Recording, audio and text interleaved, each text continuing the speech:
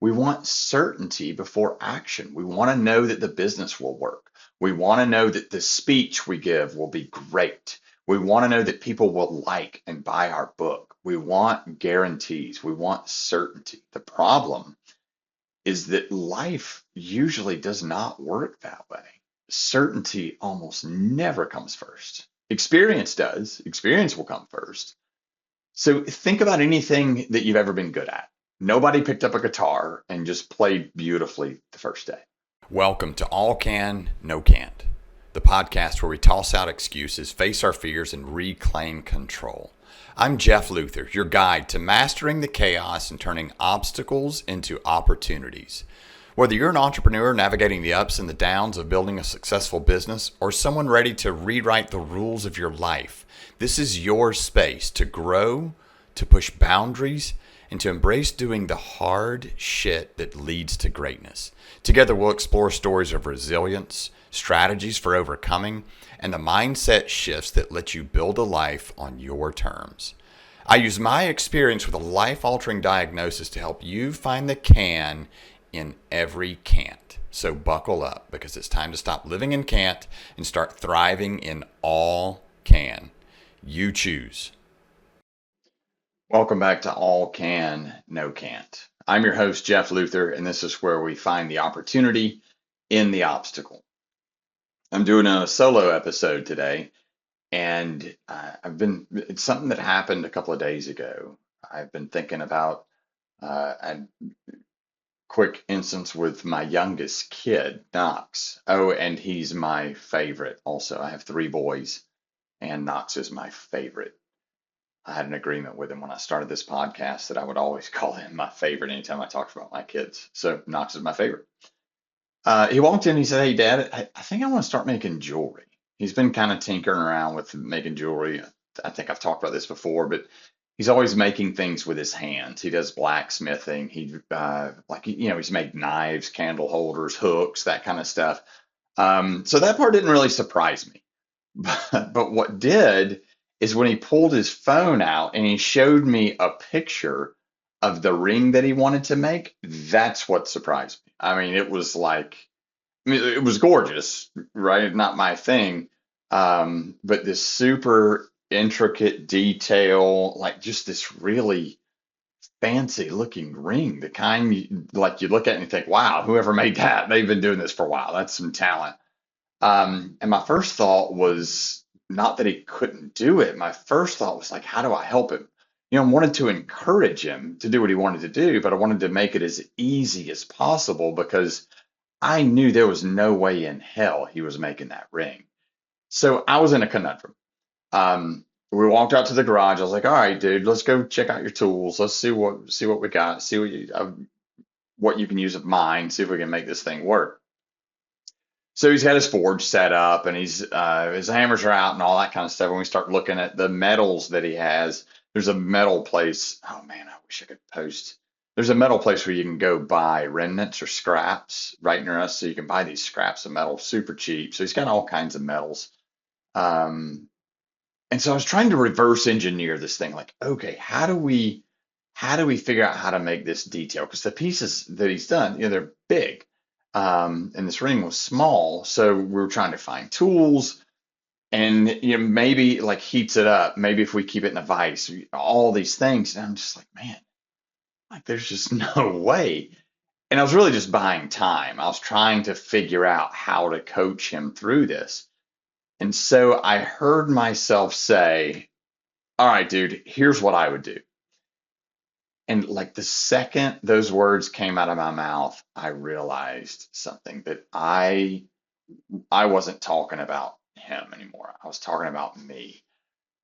And I said it again. I said, you know what, man? Here's what I would do. I'd try to make that exact ring. I'd spend hours trying to make that ring. I'd probably go through one or two pieces of metal. I'd try to get every detail perfect, and then I would mess it up, and then I would get frustrated, and then I'd probably just end up throwing it in the trash. I convinced myself that maybe I just wasn't meant to make jewelry, and I'd go find some other shiny object for the day to divert my attention. Has anybody ever done that? Listening?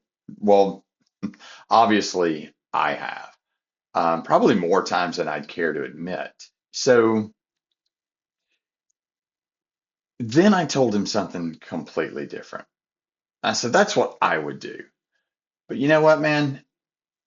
Here's what a smart person might do, excluding myself from that conversation. I was like, dude, here's what a smart person might do. They might just make a band. Like, they might not worry about the details. They might forget about even polishing it. They might not worry about perfection. They literally might just try to make a circle. That's it. Just roll the metal on the end of the anvil and make a circle. That's something that a smart person might try to do. So we talked for a little bit more about that, and he was just really kind of listening. Now remember, I mean, the dude, he's 17, so he's sharp, but he's still 17. So we talked a little bit longer about the ring and about the stuff and about what he was going to use. And then he said something that made me pretty proud. He said, okay, well, I think I'm going to keep looking and see if I can come up with something a little more plain. Those were his words. I thought, all right, so there's hope. He has a chance of this being some sort of success. And that was it. That's all I hoped for. So I walked back in, I went back to the office, um, and sat down. And when I sat down to work on what I was working on, I'll get to that, I just kind of started laughing like, son of a bitch. Because I realized that I had been doing the same exact thing for weeks. I've been trying to get this newsletter launched. And I don't mean to launch a newsletter. I mean to launch a perfect newsletter with a perfect title, with a perfect cadence, and starting from the perfect article with a perfect system, perfect everything, perfect this, perfect this, perfect this, and will people like it and all this stuff. And because I was chasing perfection, I had not started. And it's funny how easy it is to see someone else's blind spot and how hard it is to see your own. I guess that's why they call it a blind spot, right? Um, so I walked back out. I got up. I walked back out. I said, dude, I owe you a deeper conversation. Do you mind if we talk for just another minute about the ring? As you know, I've been coaching for a little over a year now, and my coach just laid something pretty heavy on me. They've challenged me to have 50 powerful coaching conversations booked within the next 30 days. So if you're feeling stuck or overwhelmed, maybe successful but unfulfilled, or you just need to talk something through with someone that you know will listen, then I would love to have that conversation with you. This is not a tactic. There's no sales pitch. It's just one powerful conversation.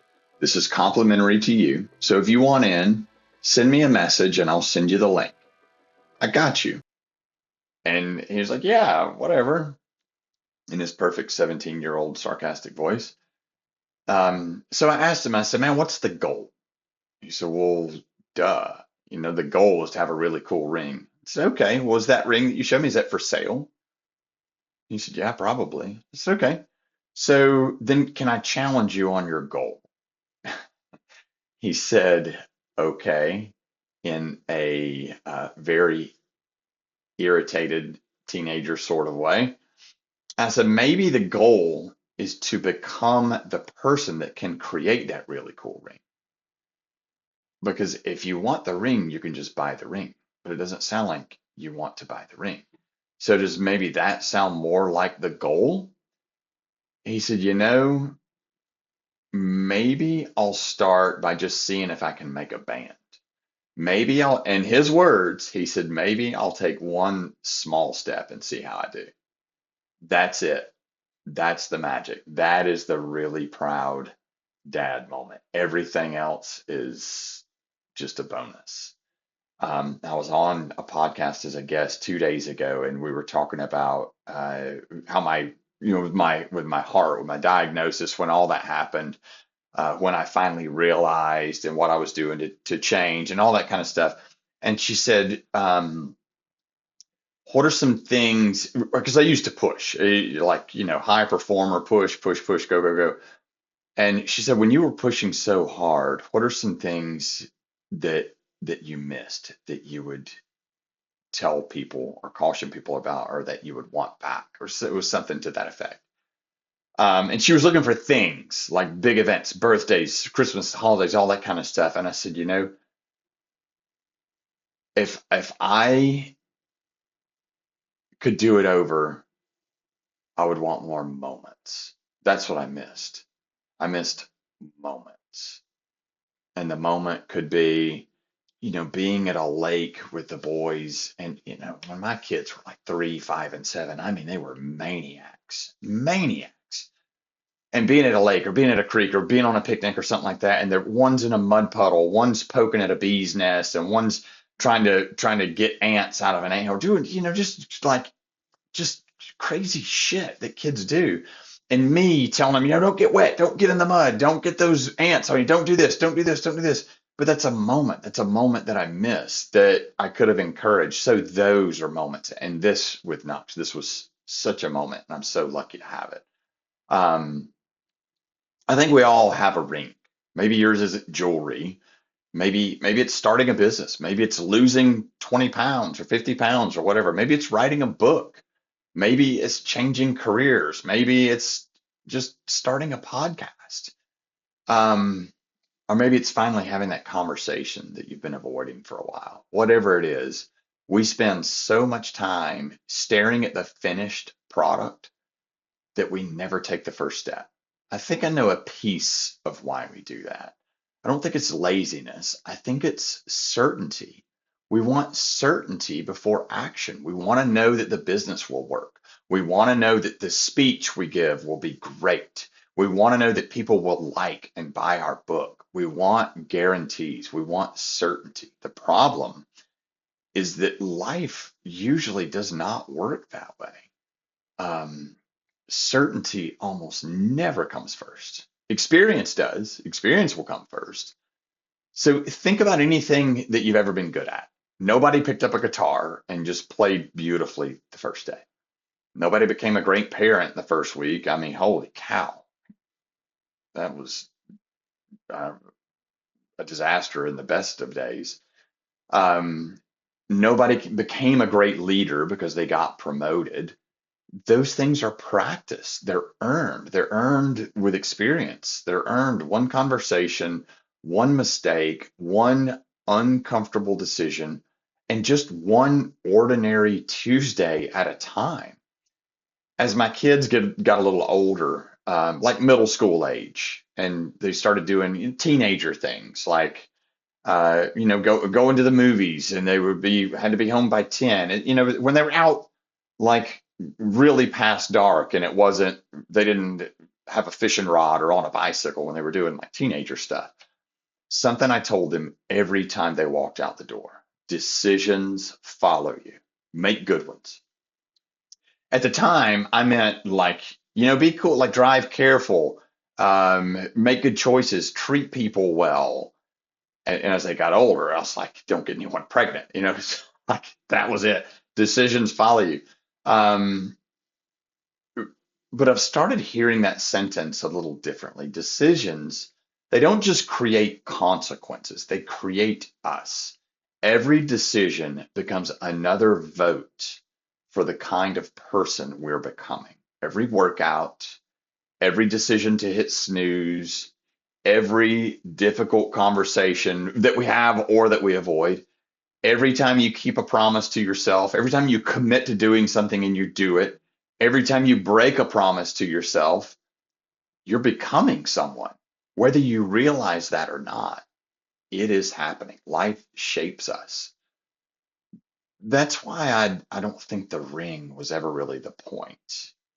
Even if Knox never makes that exact ring, if he keeps walking back into that garage, keeps learning, keeps trying, keeps getting frustrated, and keeps trying again, then he is winning because he's becoming somebody. He's becoming the person that knows he can make the ring, or the person that knows he can't make the ring and he can do something else. He is becoming. Or maybe he becomes the person that can make the ring and doesn't want to, but he's becoming. He's becoming somebody. And honest, like that's what I'm rooting for. Not the ring, the person. And maybe that's the question I'll leave you with today. Like, what's your ring? Um, what's the thing that you've built up in your mind that's become so intimidating that you haven't even started? And maybe even a better question is like, who are you becoming while you're waiting to do it? Because it's not like, who am I? That's a scary question. Who am I? It's more, who am I becoming? Because hopefully we're always changing. Um, and life is shaping you, whether you realize it or not. It's, like I said, every decision, every habit, every excuse, every act of courage, they're all pointing in one direction. So maybe today, don't worry about making that masterpiece, that fancy ring. Just make the band. Hell, just bang out the piece of metal that you could make the band with. Then see if you can fold it over, roll it over, and make the ends meet. Um, I did start the newsletter, by the way. So thank you for spending some time with me today. I really appreciate it. And if this episode, if it made you think of somebody or you want to send it on, send it to them. I'd be grateful. And if you want to read this full story, you'll find it in the first edition of my newsletter on LinkedIn, The Practice of Becoming. Until next time, I absolutely cannot wait to see you. So until then, keep becoming. Thanks for listening to All Can, No Can't. If today's episode resonated with you, remember it's not about the chaos you face. It's about how you choose to take back control. It's about finding that one small can in the can't you're given and grinding it down. Find your angle, carve your place out in the world, and get the fucking win. Do that by finding what you can do and not listening to what you can't. You choose. Be sure to subscribe, share, and leave a review. Your support helps me reach more people that are ready to embrace the all-can mindset. And it lets them know there's someone that's willing to walk with them no matter how dark the path gets. You can find me on Insta at JDLuther 2.0 and allcan_no-can't. This is where I share more tips, stories, inspiration to help fuel your journey. And until next time, keep pushing boundaries, breaking limits, proving to yourself that anything is possible, even when you're told it isn't. Remember, life's not about can't. It's all can. Go prove them wrong.